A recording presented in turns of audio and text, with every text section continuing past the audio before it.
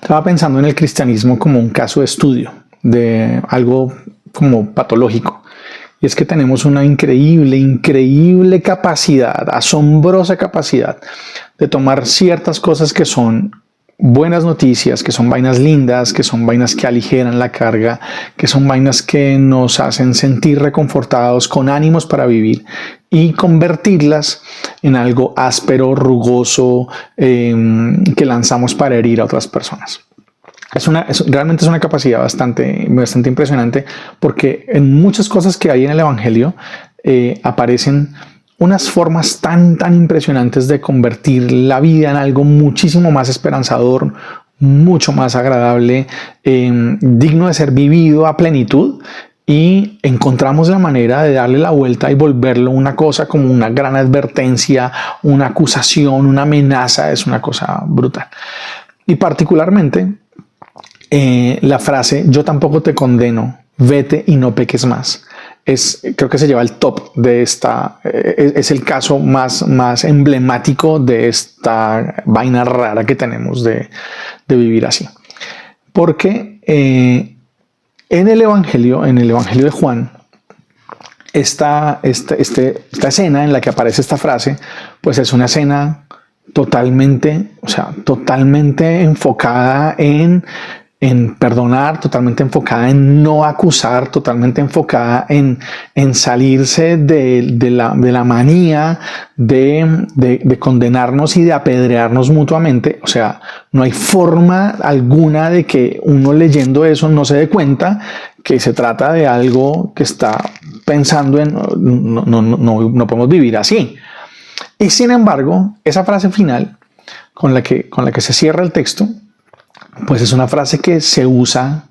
O sea, yo creo que si hay una manera de medir las métricas de cuándo se pone esa frase en redes sociales, cuando alguien la escribe en comentarios de Twitter, comentarios de Facebook, de Instagram, de TikTok, de YouTube, de lo que sea, es una de las frases más usadas para decir condenemos, apedriemos y acusemos y señalemos a las personas que creemos que están obrando mal y que están haciendo cosas que no deben hacer, y etcétera. Con una vehemencia, pero con una virulencia, como que la bilis está diciendo quiero acusarte, quiero apedrearte. Y el texto es todo lo contrario. O sea, en serio, nuestra capacidad de retorcer estas vainas son impresionantes. El texto está en el Evangelio de Juan, aunque muy probablemente no pertenezca a la misma mano ni a la misma forma de escribir que muchos otros pasajes del texto del Evangelio de Juan. De hecho, en muchos de los mejores papiros sobre el Evangelio de Juan no está ese fragmento. Hay gente que dice que se parece más a la mano del autor del Evangelio de Lucas. Hay gente que, pero es un texto emblemático que quedó ahí metido porque responde clarísimamente responde a lo que es la forma de la comunidad de ver a Jesús y la forma de la comunidad de recordar a Jesús, y es emblemático de muchas cosas. Un clásico de Jesús desafiando la ley, un clásico de Jesús teniendo una postura no complaciente con las autoridades religiosas, un clásico de Jesús poniéndose en defensa de alguien que está siendo acusado, que alguien que cometió algún error, que se equivocó, que la embarró.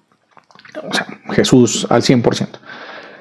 Y el texto, que está entre la última frasecita del capítulo 7 y los primeros 11 versículos del capítulo 8, es una historia súper conocida de esta mujer que traen unos ancianos y que la ponen ahí en la mitad para decirle a Jesús que la encontraron en adulterio, que hay que apedrearla y que él qué dice, ¿no? Y entonces hay unas actitudes, además, corporales de Jesús que son interesantes. Se agacha, se pone pie, se agacha, se pone pie, en momentos muy particulares.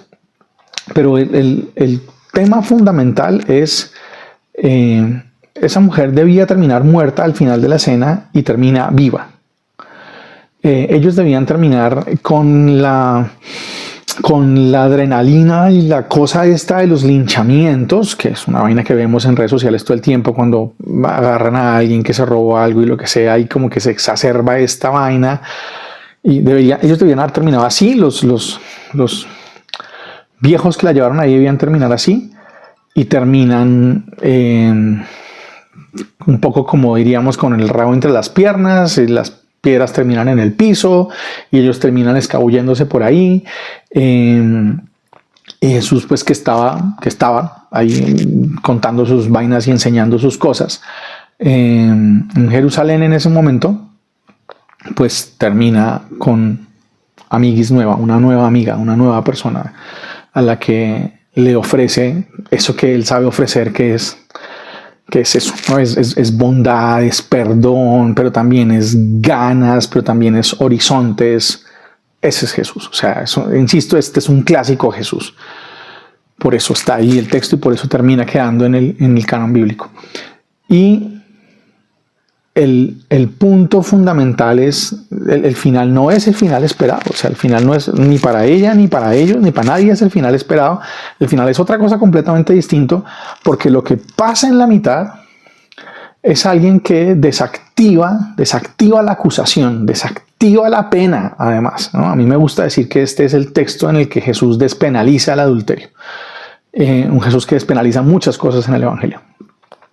Y el final es distinto porque pasa él con esas formas que tiene de hacer las vainas que no tienen que ver ni con el legalismo religioso, ni con el escrúpulo acusador, ni con el te das cuenta lo que estabas haciendo, tienes que pensar lo que estabas haciendo.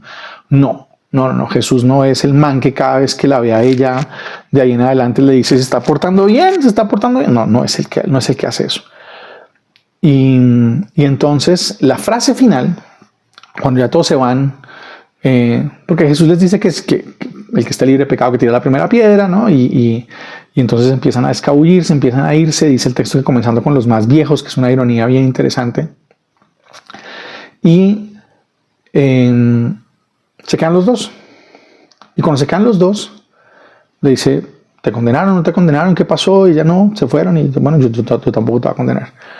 Vete y no peques más. Y esa frase es una apertura de un horizonte.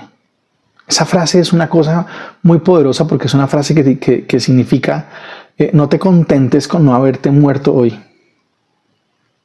Date cuenta que puedes vivir de otra manera. Date cuenta que puedes hacer otras cosas. Date cuenta que no tienes que vivir así.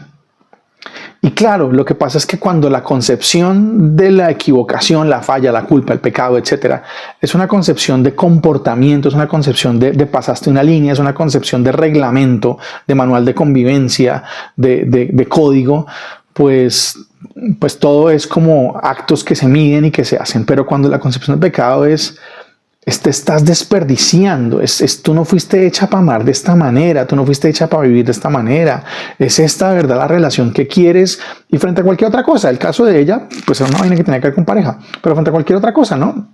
Frente a la forma como eres mamá o frente a la forma como eres empleado, la forma como eres estudiante, la forma como eres hijo, frente a los talentos que tienes, frente al desperdicio que a veces hacemos por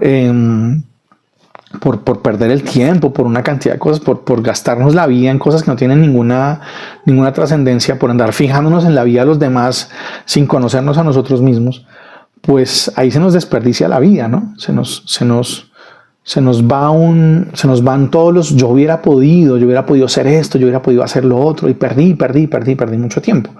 Perdí talento, perdí gente, perdí cosas. Cuando el pecado se ve desde ahí, pues la invitación de Jesús es a no desperdiciarnos. Y entonces el abrirle ese horizonte, tal como lo dice el Papa Francisco, es una manera de decir, mira que podrías hacer otra cosa, mira que podrías vivir de otra manera. No es una advertencia como de cuidadito a pecar, ¿no? Cuidadito. No, sino es una advertencia como de, es un anuncio, ¿no?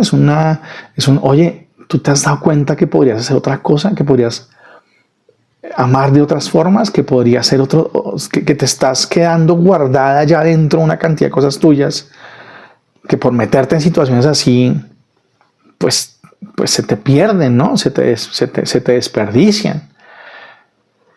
Y entonces termina siendo la historia de una mujer que aquel día no solamente se salva de morir, sino que se salva de vivir así, como con esas formas, ¿no? en las que queda a medias, la vida queda a medias. Y claro, Jesús es una invitación permanente a no vivir a medias, a vivir a plenitud, a no amar a medias, a amar a plenitud, a no creer a medias, a creer a plenitud, a no ser hermanos a medias, a ser hermanos en plenitud. Y para poder hacer eso nos toca dejar de acusarnos y nos toca dejar de andar cargando piedras, ¿no? Y nos toca dejar de usar las cosas que fueron pensadas para darnos inspiración, paz, alivio, ganas, fuerza, esperanza, para desalentarnos, acusarnos, señalarnos, amenazarnos y hacernos pensar que alguien nos está persiguiendo con una cámara para ver en qué momento nos equivocamos. Porque ese Dios definitivamente no existe. Existe el de Jesús, el que desactiva la culpa, la acusación y el que nos hace darnos cuenta que podríamos ser mejores y que podríamos explorar más quiénes somos y amar con todo el corazón, con toda el alma, con todas las fuerzas, en cualquier circunstancia de la vida. Y yo creo que ese texto, que por estos días está de nuevo muy fuerte pues, en todas las interpretaciones y cosas, nos evidencia además esta patología tan rara, o sea, esta como alergia que tenemos a la buena noticia. ¿Sí? La alergia que le tenemos a que nuestro Dios sea un Dios de esperanza y que sea un Dios que nos llena la vida de ánimo y que nos llena la vida de fiesta. Yo creo que eso tenemos que revisarlo y eso tenemos que pensarlo para que dejemos de ser así, para que nos cansemos de los que nos proponen ser así.